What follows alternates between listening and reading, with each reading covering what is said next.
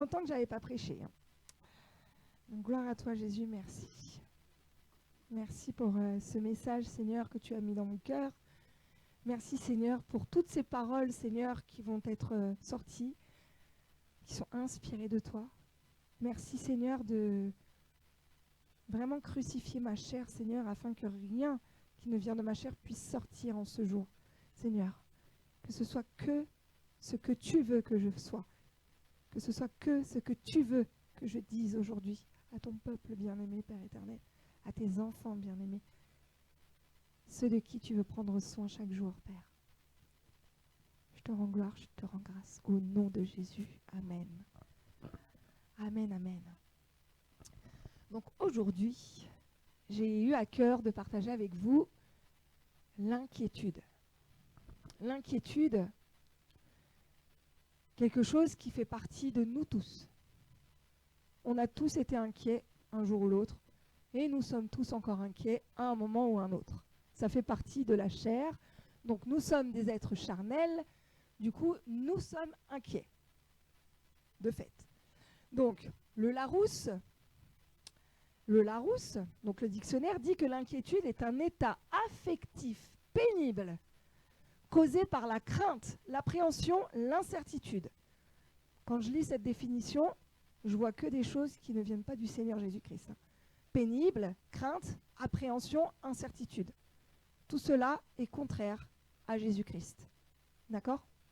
C'est différent de l'assurance, c'est différent de la paix, c'est différent de la certitude, c'est différent de tout ce qui vient de notre Seigneur Jésus-Christ. Et ce qui est différent de l'inquiétude également, c'est la foi. Quand on a la foi, nous ne sommes pas inquiets. Quand on a la foi pas, nous sommes inquiets. Parce qu'il n'y a pas de juste milieu en Jésus-Christ.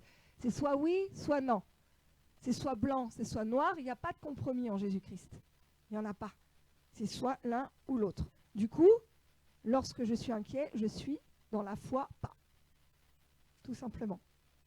L'inquiétude, donc, c'est donc différent de la foi. Et en fait, l'inquiétude, comme je vous disais, c'est quelque chose de charnel, c'est quelque chose de très humain. C'est quelque chose de très humain, c'est quelque chose charnellement qui est normal. Dans la chair, c'est quelque chose de totalement normal. Mais l'inquiétude est une force d'attraction satanique. L'inquiétude est une force d'attraction satanique. Vous êtes d'accord avec moi ? D'accord. C'est une force négative. L'inquiétude est vraiment une force négative, mais l'inquiétude n'est pas un démon. Parce qu'on pourrait dire, oui, j'ai le démon de l'inquiétude. Non, c'est pas un démon. L'inquiétude fait partie de la chair. Quelque chose de normal. L'inquiétude sert, si Dieu a créé l'inquiétude, puisque tout vient de Dieu, pourquoi ? C'est pour mettre sa foi en action. Lorsque je suis inquiet, je mets ma foi en action afin d'être dans sa paix. D'accord ? L'inquiétude, finalement, c'est quelque chose de terrible. C'est quelque chose de terrible et de dangereux. Ça peut nous amener à la dépression. Lorsqu'on est inquiet, on peut se faire des films. On peut tomber vraiment dans le trou noir. Et vous voyez, alors la parole dit, ne vous inquiétez de rien. Je vais vous lire des versets après. Mais quand Jésus dit ne vous inquiétez de rien, en fait, ce n'est pas une option. Si tu t'inquiètes, tu n'obéis pas à la parole. C'est un fait, c'est comme ça. Si tu t'inquiètes, c'est que tu n'obéis pas à la parole. C'est un commandement. C'est comme faites de toutes les nations des disciples. Ne vous inquiétez de point, que votre cœur ne se tourmente pas. Ce sont des commandements bibliques que Jésus nous dit finalement. Parce que si tu t'inquiètes, tu fermes les portes. Si tu t'inquiètes, tu ouvres des portes. Vous voyez ce que je veux dire ?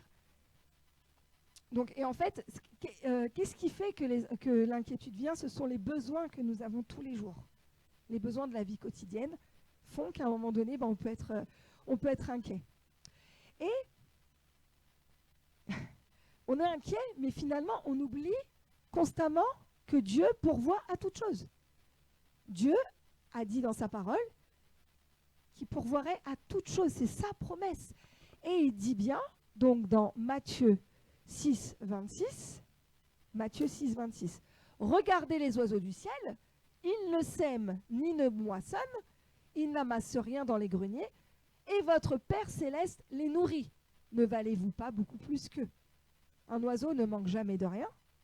Il est nourri sans même demander quoi que ce soit. Donc nous, ses propres enfants, pourquoi nous inquiétions-nous? Pourquoi on s'inquiète en fait?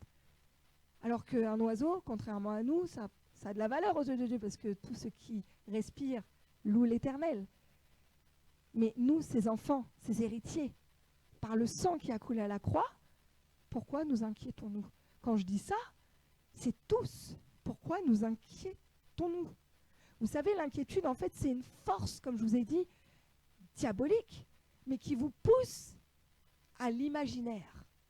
Lorsqu'on est inquiet, on commence, j'aime bien dire ce mot-là, on commence à psychoter. Quand on est inquiet, on psychote. On est là en train de se dire, ça y est, j'ai 39 de fièvre, oh là là, ça y est, je vais finir en réanimation. Ta fille, notre enfant a de la fièvre, est monté à 40, oh là là, va faire des convulsions. En fait, on commence à se faire des scénarios dans notre tête. Et c'est humain, encore une fois. On a tous tendance à ça. Mais il ne faudrait pas que nous ayons tendance à ça. Vraiment. Et vous savez, par exemple, voilà, donc je suis malade, j'ai une maladie quand même qui est, voilà, dans le monde, on est en train déjà de me condamner. Donc moi, qu'est-ce que je pense? Je pense que je vais mourir. Et je commence finalement à me faire mal, je commence à m'enfermer, je commence à vouloir rester seule parce que je me crois déjà condamnée. D'accord? Alors que la parole te dit, ne crains rien, 365 fois, ne crains rien. D'accord? Par exemple, je reçois une facture, j'ai pas l'argent, je dis une bêtise, je dois une facture de 300 €. Je m'inquiète, je me dis, oh là là, les huissiers vont venir et tout, comment je vais faire? Mais en fait, pourquoi tu penses aux huissiers? Pense à Jésus. Vous voyez ce que je veux dire? On a tendance à penser tout de suite au pire. Mais en fait, pense juste à Jésus. Jésus est là. C'est pas Charlotte qui le dit, non, c'est la parole qui dit, ne crains rien.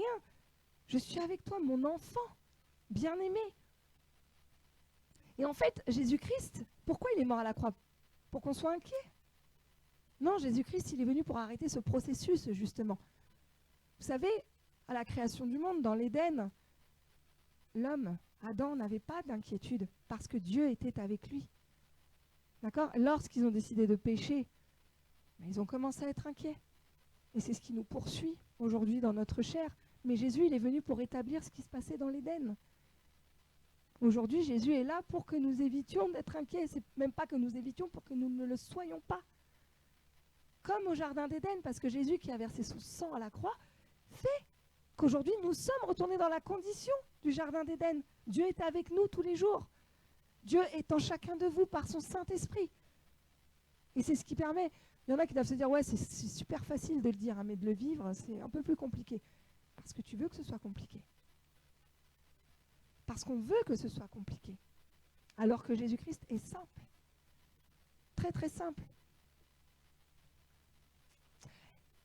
Et Jésus, en venant sur terre, en faisant couler sa dernière goutte pour nous, en s'étant fait homme, en s'étant fait chair, c'est son amour immense pour nous, justement, pour que nous ne soyons plus dans cet état de crainte, d'indignité, ce mauvais état qui ne vient pas de Dieu. Il nous a donné son Saint-Esprit. Il a dit, il vaut mieux que je m'en aille et je vous laisse mon Saint-Esprit. Le Saint-Esprit, Jean 14, 26, mais le Consolateur, le Saint-Esprit que le Père enverra en mon nom, c'est lui qui vous enseignera toutes choses et vous rappellera tout ce que moi je vous ai dit. Saint-Esprit, il est en vous pour vous rappeler la parole de Dieu. Il est en vous pour vous rappeler les promesses de Dieu. Il est en vous pour vous dire, hé, je suis là. D'accord? Je suis là. Arrête de t'activer, arrête de t'inquiéter parce que je suis là, pose-toi. remets à mes pieds, remets au pied de la croix ton inquiétude et je vais m'en charger. Parce que le secret de tout ça, c'est la prière. C'est la prière. Et comme je vous ai dit tout à l'heure, en fait, l'inquiétude, ça peut vous faire entrer en dépression. Si je décide de rester dans mon inquiétude et refuser de donner au Père mon inquiétude, je finis par rentrer dans un gouffre. Je finis par rentrer dans un trou noir. Et je m'enferme. Et enfants de Dieu, nous ne sommes pas faits pour être seuls. Nous sommes faits pour être ensemble. Nous sommes faits pour être ensemble, pour nous édifier, pour prier les uns pour les autres. Vous voyez? Et quand je prie avec un frère ou une sœur, ben, il a toujours un mot. Il a toujours quelque chose qui va faire réma dans ma tête et qui va me faire arrêter de m'inquiéter. Dieu peut se servir aussi de ton frère, de ta sœur, pour ne plus être dans l'inquiétude. Et vous savez, j'ai prévu de témoigner par rapport à l'inquiétude de Mia, de notre fille Mia qui a été hospitalisée donc, pendant les fêtes. Et ce serait mentir que de dire « Ah, mais non, je n'ai pas été inquiète du tout. Je vois ma fille avec des pieds de poney, des gros bleus partout sur les jambes, des bleus sur les coudes, sur toutes les articulations, qui est paralysée, qui ne peut plus bouger. Je ne suis pas inquiète. » Si, j'étais très inquiète. Nous étions... Enfin, pas trop. Mais en tout cas, moi, j'étais très inquiète. Et vraiment, c'est pour ça que j'ai voulu prêcher sur l'inquiétude. Parce que Dieu, vraiment, a parlé à mon cœur. Et parfois, il faut passer par peut-être des choses très compliquées pour se rendre compte de la puissance du Seigneur, de la manière dont il agit dans nos vies. Et vous savez, voilà, quand je vous dis, on voit son enfant comme ça, on se demande, mais qu'est-ce qui se passe? Oh là là, paralysé. Et là, on se dit, il y a des gens autour de nous, parce que l'inquiétude, ça se transmet. C'est contagieux, l'inquiétude. Donc là, au lieu de dire, t'inquiète pas, ne crains rien, le Seigneur est ton berger, tu ne manqueras jamais de rien, ton enfant est guéri, ne t'inquiète pas, ne t'inquiète pas. Oh bah moi, il m'est arrivé ça, oh bah moi, il m'est arrivé ci, oh là là, bah moi, j'ai entendu des choses. Et finalement, au lieu de m'extraire de ces choses, je les ai écoutées, je les ai entendues, je les ai intégrées, et j'étais apeurée. Je me suis dit, il va arriver la même chose à mon enfant. Jusqu'au moment où j'arrive à l'hôpital, et je dis au Seigneur, on était aux urgences, il fallait la perfuser, ils allaient l'hospitaliser, je suis une maman, et je dis au Seigneur, là je ne sais plus quoi faire, je suis à plat, j'ai plus de force, j'ai peur. Vraiment, Père, donne-moi ta paix. Donne-moi ta paix. Et qu'est-ce qu'on fait pour avoir la paix du Seigneur? J'ouvre ma parole. Parce que la parole est vivante, parce que la parole est Jésus. Premier réflexe, prière et ouvrir la parole de Dieu. Il est bon, vous savez, moi je ne suis pas du genre à ouvrir la parole au hasard. Tiens, j'ouvre au hasard, tiens, je tombe ça. Comme disait le pasteur Marcelo, tu peux tomber sur Judas qui s'est pendu. Tu lis ça, tu dis, oulala, qu'est-ce qui va m'arriver? Non, c'est pour ça que je ne regarde pas au hasard. Mais là, je vous assure, j'ouvre ma Bible pour la lire. Je mets mes yeux, je tombe sur Exode 15, 26. Je suis l'Éternel qui te guérit. J'étais vraiment pas bien. Je suis l'Éternel qui te guérit. Je lis ça, je dis, Seigneur, ok, tu m'as parlé. Donc maintenant c'est bon, on arrête de s'inquiéter. Tu m'as parlé, donc ma fille est guérie. Mais on fera une prédication sur là-dessus. Je me suis rendu compte, j'ai eu la révélation aussi, que c'est pas que guérison physique. Je suis l'Éternel qui te guérit, ça veut dire aussi beaucoup d'autres choses. Et du coup, ben voilà, ma fille a été hospitalisée. C'était le lundi qu'elle a été hospitalisée, parce qu'on était aux urgences le samedi et le dimanche. Lundi, hospitalisée. Mardi, prière avec l'église, parce qu'on prie en ligne le mardi soir. Le pasteur était avec Mia ce soir-là. Il a prié à côté de la petite qui s'est endormie dans la présence de Dieu, qui était paralysée, qu'on voulait envoyer à Necker parce qu'elle avait ses reins qui ne fonctionnaient plus. Mais nous n'étions pas inquiets. Et nous savons que le Seigneur allait agir, et il avait déjà agi. Ça, c'était le mardi soir, la prière. Le mercredi matin, j'ai les photos, j'ai la date, j'ai l'heure. Le mercredi matin, Jocelyn me dit, ta fille, elle est debout, elle a marché pour aller aux toilettes, alors que normalement, on m'avait dit que c'était 20 jours à l'hôpital, fauteuil roulant, rééducation, etc. Ma fille, le lendemain, était rentrée le lundi. Le mercredi, était debout en train de marcher. Son pipi était parfait. Son pipi était parfait. Alors j'aime dire ça parce que pour moi c'est un réel miracle, mais elle avait plus de protéinurie, elle avait plus de créatinine dans les urines, tout était parfait alors qu'on voulait l'envoyer à Necker la veille. Et ma fille marchait. Les grosses taches rouges, parce que cette maladie, ça donne des grosses taches sur le corps, disparaissaient. Donc là, voilà. Et qu'est-ce que j'en ai retenu de ça? Qu'est-ce qu'on en a retenu? Que l'inquiétude bloque. L'inquiétude bloque les bénédictions. Lorsqu'on s'inquiète, on empêche Dieu d'agir. Lorsqu'on s'inquiète, on empêche réellement Dieu d'agir. Alors que lorsqu'on est là et qu'on est assis, on voit la petite, elle n'est pas très bien physiquement, hein. Et oui Seigneur, je te remercie parce que tu m'as parlé. Maintenant, je ne fais que attendre. Je ne fais qu'attendre. Tu vas agir. J'ai confiance en toi. Si je m'active, je l'empêche d'agir. Première leçon. Donc, Dieu parle, Dieu fait des promesses et Dieu est fidèle. Lorsqu'il dit quelque chose, il le fait. Lorsqu'il te dit quelque chose dans sa parole, il le fait assurément. Même si c'est dans... Moi, vous savez, j'aime pas dire oui, il va faire les choses dans 1 an, dans 2 ans. Il prend le temps qu'il faut en fonction de ta révélation. Vous voyez?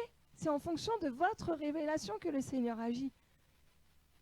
Et ça, c'est une réalité que, voilà, que des épreuves comme ça vous font réaliser finalement.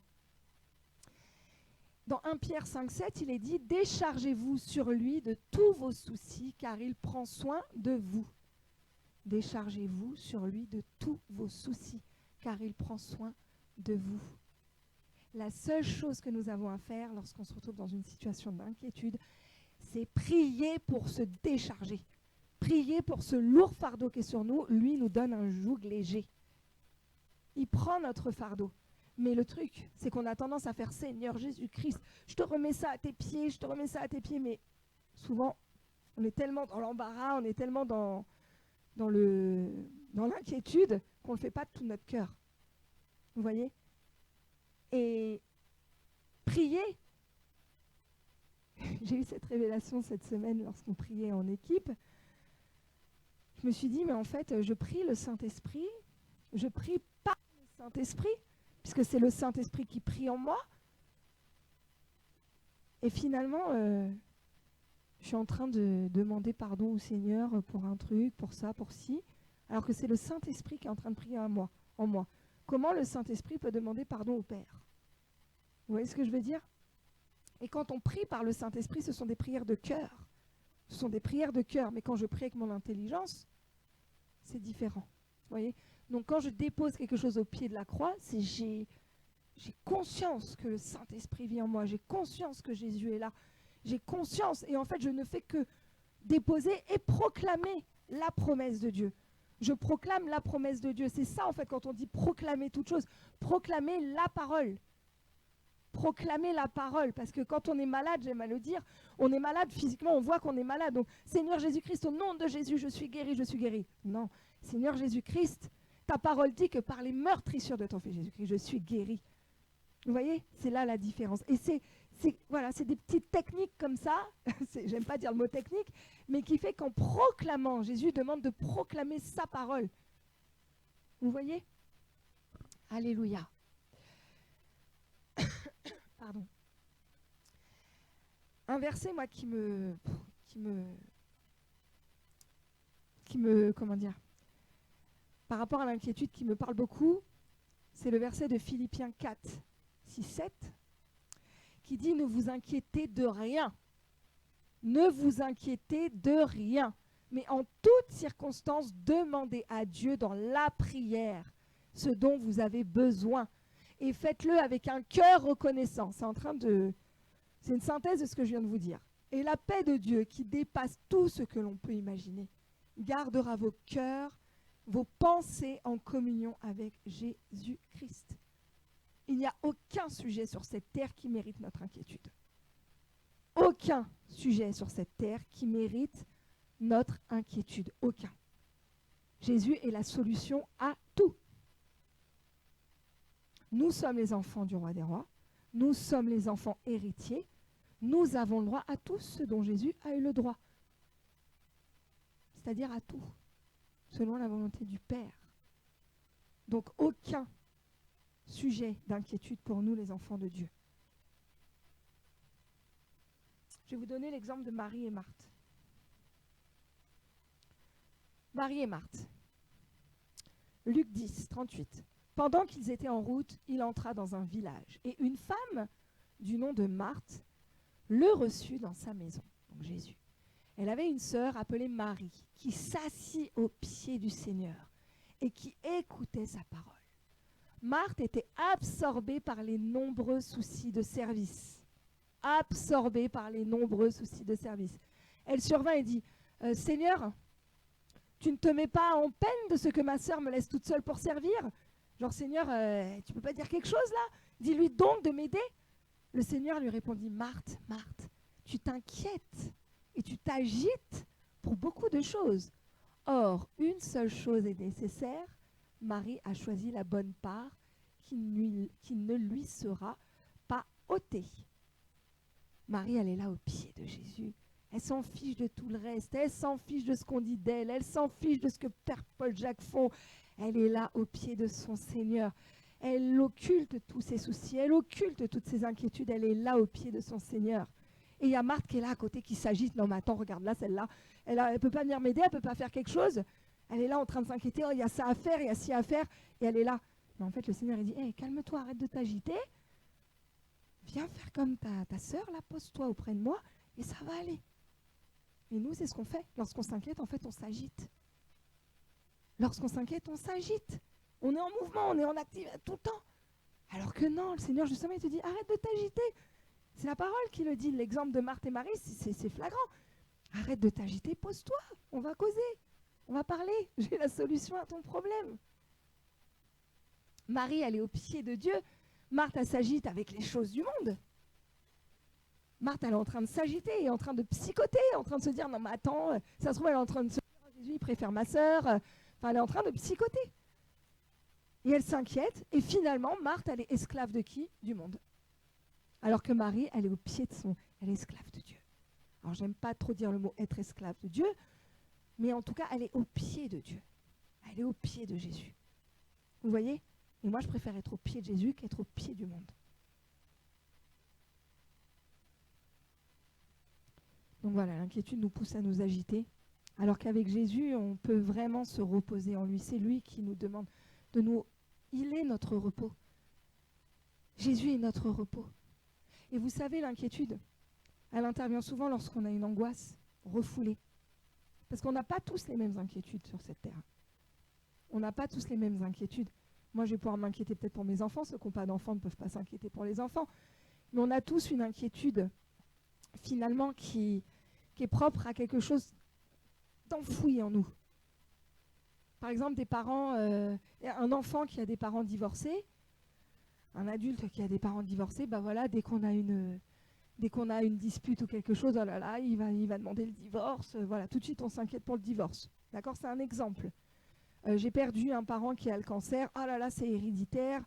Je vais l'attraper moi aussi, machin. Mais en fait, tu t'inquiètes, tu es en train de spéculer, alors que ton Dieu te demande de ne pas t'inquiéter, parce que ce qui était dans le passé n'est pas dans ton présent. Ce qui est passé n'est pas présent. C'est pas parce que ton père a vécu ça que toi, en Jésus, tu as vécu ça, parce que Jésus ne veut pas que tu sois malade. Jésus a tout fait à la croix, vous voyez? Et c'est souvent des inquiétudes comme ça, des angoisses qui font ressurgir l'inquiétude. Et en fait, la parole dit, alors je ne sais plus, c'est dans un proverbe, c'est plus dit réellement comme ça, mais en fait, en clair, ça veut dire « ce que je crains m'arrive ». Ce que je crains, ce que j'imagine, ce que je parle, ce que je proclame, finalement, ça t'arrive. À force de dire, la parole est créatrice, il ne faut pas oublier ça. Hein. Le monde s'est créé par la parole, vous voyez? Et dans le monde spirituel, la parole a un impact très très fort.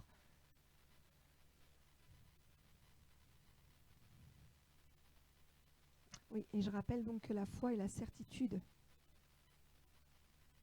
de quelque chose que l'on ne voit pas, mais on sait que cette chose existe déjà. D'accord? Et l'inquiétude, vous êtes là en train de vous inquiéter. Vous êtes là, nous sommes là en train de s'inquiéter, nous sommes là en train de spéculer sur des choses qui finalement n'arriveront jamais. Vous voyez? Ou arriveront. Mais en tout cas, rien n'est sûr. Alors que la foi, on sait que lorsqu'on prie avec foi, la chose arrivera. D'accord? Dans l'Ancien Testament, voilà, il y a dans Psaume 55, 23, il est dit « Remets ton sort à l'Éternel et il te soutiendra. Il ne laissera jamais chanceler le juste. » D'accord?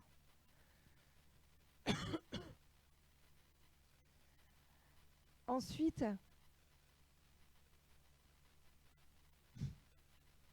il y a certains prédicateurs qui disent « S'inquiéter, c'est pécher. » Du coup, c'est un cercle vicieux. Parce que je m'inquiète d'avoir péché.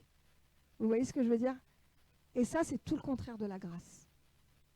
Ça, c'est vraiment tout le contraire de la grâce. Parce que Jésus-Christ vous dit, dans Jean 15, « Moi, je suis le vrai cep, et mon Père est le vigneron. Tout sarment qui est en moi et qui ne porte pas de fruit, il le retranche. Et tout sarment qui porte du fruit, il l'émonde, afin qu'il porte encore du fruit. » D'accord? Le Saint-Esprit, Jésus est la vigne, d'accord? Et nous, on est ces sarments, d'accord? Les branches. Est-ce que vous avez déjà vu une branche, à part si on la casse, si on la tord, meurt?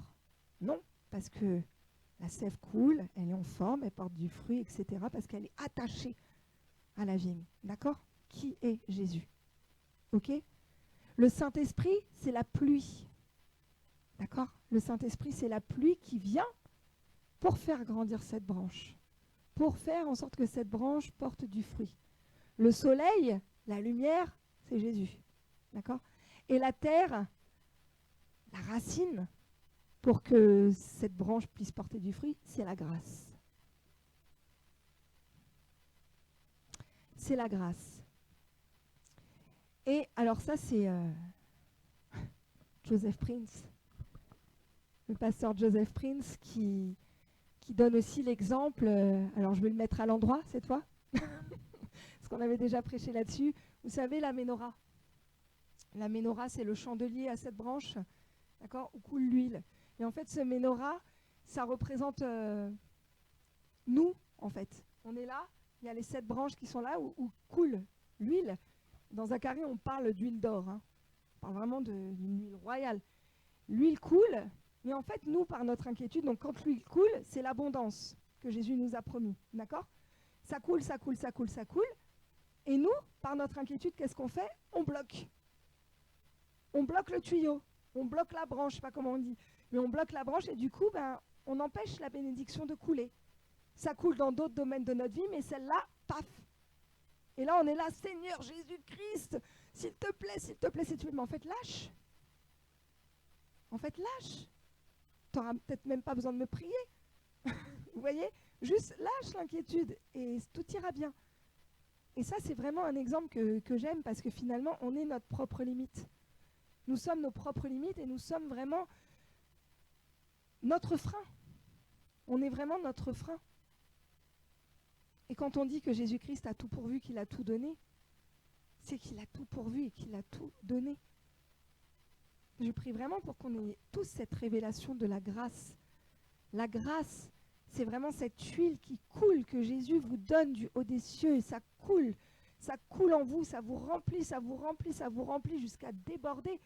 Et lorsque ça déborde, j'aime bien dire ça, mais ça éclabousse, lorsque l'huile déborde en vous, ça éclabousse sur les autres, et vous n'avez qu'une envie, c'est de donner aux autres, vous n'avez qu'une envie, c'est de continuer à être dans cet état-là. Mais lorsque je bloque, je suis moins rempli finalement. Et c'est dur. Donc, soyez relax. Relax en Jésus-Christ. On est, comme diraient les jeunes, soyez calmes. Soyez calmes. Et surtout, soyez patients. Nous avons le fruit de l'esprit. Nous avons la patience en nous. Et la patience est faite pour que nous attendions dans la paix. Je suis patient, donc j'attends dans la paix de Dieu. Je demande à Dieu d'activer cette paix qu'il a mis en moi, cette paix qu'il m'a donnée. Elle n'est pas partie, cette paix est là. Donc je lui demande. D'accord ?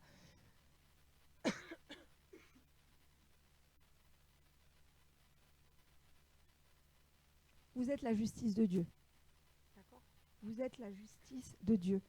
Par le sang de Jésus-Christ, vous êtes devenu la justice de Dieu. Par le Saint-Esprit qui est venu se sceller en vous, vous êtes la justice de Dieu.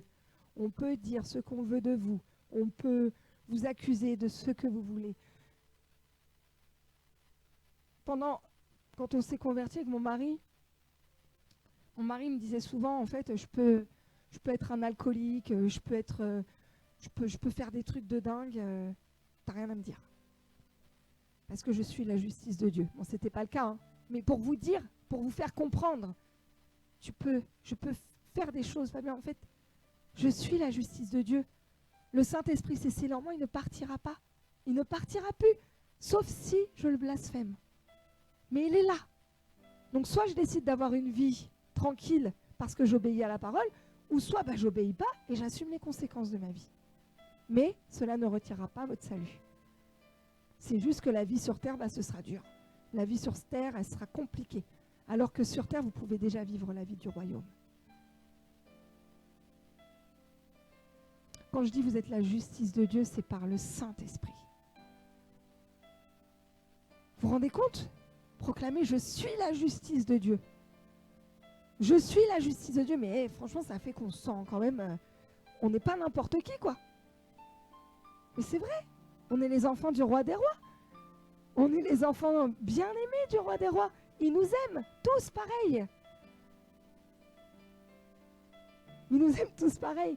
Et vous savez,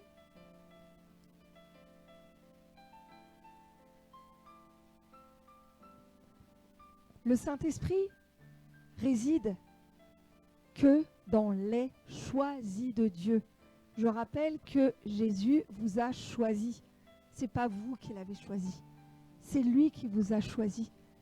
Son Saint-Esprit est venu vous sceller en vous parce qu'il vous a choisi. Il vous donne tout ce dont vous avez besoin.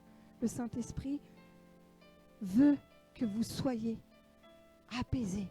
Le Saint-Esprit veut que vous ne vous inquiétez de rien. Parce qu'il est la solution à tout. Jésus est la solution à tout. Il n'y a rien sur cette terre que Jésus a la solution pour tout ce qui est sur cette terre. Tout. Absolument tout. Jésus est la solution. Que votre cœur ne se trouble pas. Parce que si ton cœur se trouble, ça aussi, tu n'obéis pas à la parole. Si ton cœur se trouble, c'est que tu n'obéis pas à la parole. Et tu ne peux pas avoir la vie abondante si tu n'obéis pas à la parole de Dieu. Vous voyez ? Et pour finir, je vais vous dire, Jésus n'a pas été maudit à la croix, n'a pas été crucifié à la croix parce qu'il le méritait. Mais vous avez reçu la grâce parce que vous ne le méritiez pas. Et je trouve ça trop beau. Jésus, il a été à la croix alors qu'il ne méritait rien. Pour que nous puissions recevoir tout ce qu'il a reçu gracieusement de son Père, parce qu'il l'était. C'était même pas gracieusement, parce qu'il le méritait, parce qu'il n'était pas pécheur, parce qu'il n'a jamais péché. Mais malgré ça, il a été crucifié pour que nous, pécheurs, nous puissions recevoir cette grâce, cet amour, alors qu'on ne le mérite pas. Alors que nous étions, parce que nous ne sommes pas pécheurs. En Jésus-Christ, nous ne sommes plus pécheurs, parce que le Saint-Esprit vient vivre dans des corps sanctifiés, des corps qui ont été purifiés, des corps qui ont été lavés par le sang de Jésus à la croix.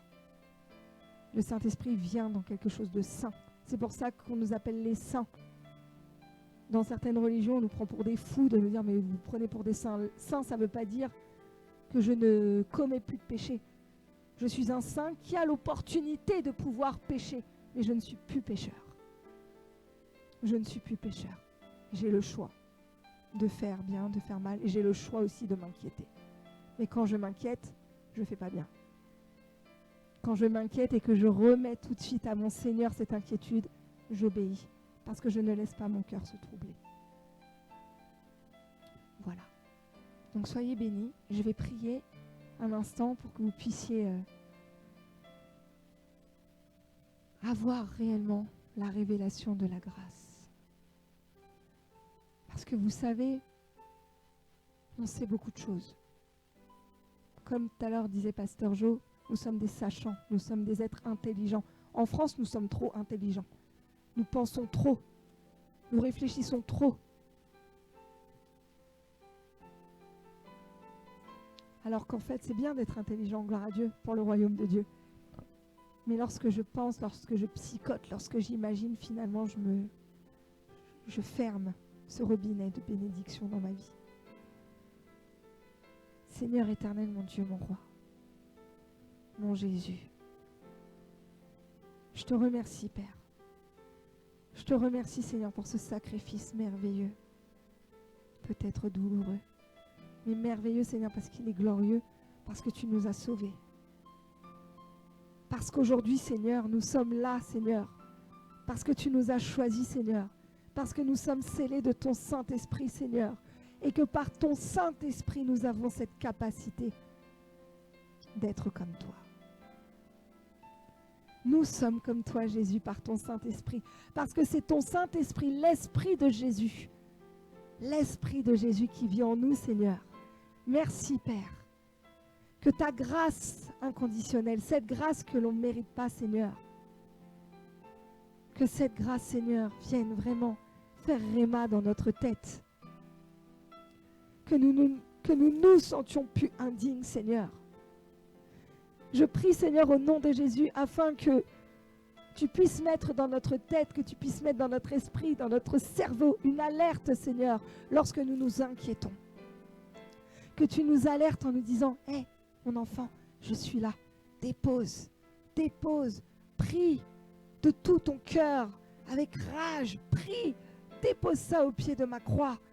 J'ai tout pris, j'ai tout fait. Je suis avec toi, mon enfant, je suis ton papa bien-aimé. Il ne t'arrivera rien, ne crains rien, je suis avec toi. Ne crains rien, ne laisse pas ton cœur se troubler. Je suis avec toi, j'ai déjà tout accompli à la croix.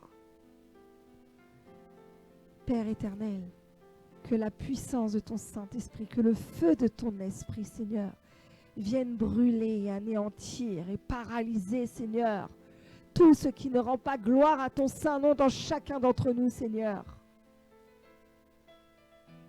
Que ton Saint-Esprit, Seigneur, vienne brûler toutes ces mauvaises pensées qui sont injectées par le diable.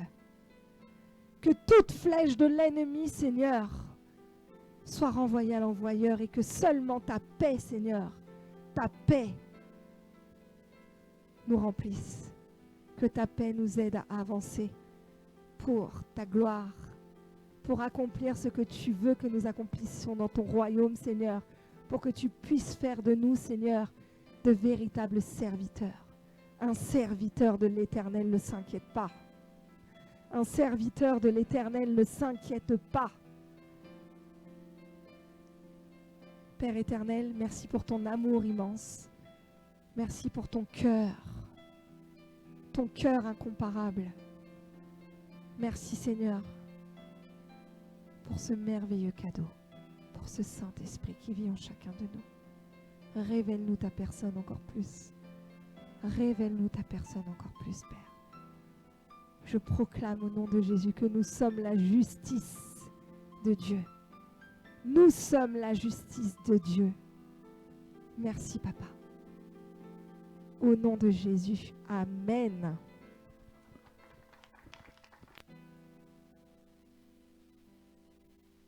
Alléluia.